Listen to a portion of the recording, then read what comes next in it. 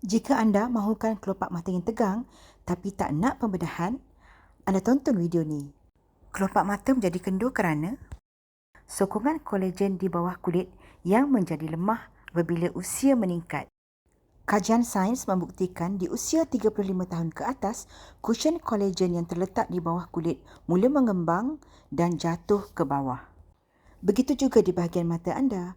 Inilah puncanya terjadinya kulit kendur dan kelopak mata yang kendur.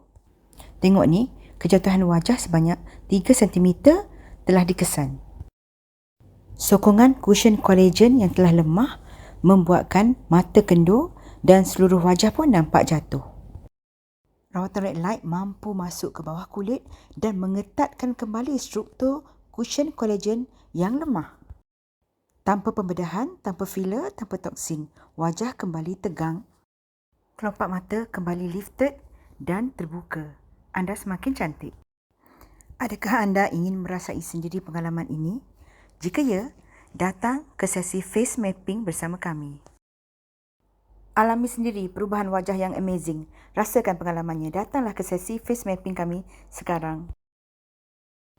Alami sendiri perubahan wajah yang amazing. Rasakan pengalamannya. Datanglah ke sesi face mapping kami sekarang. Face map Jangan mengesan lepaskan tempat peluang kejatuhan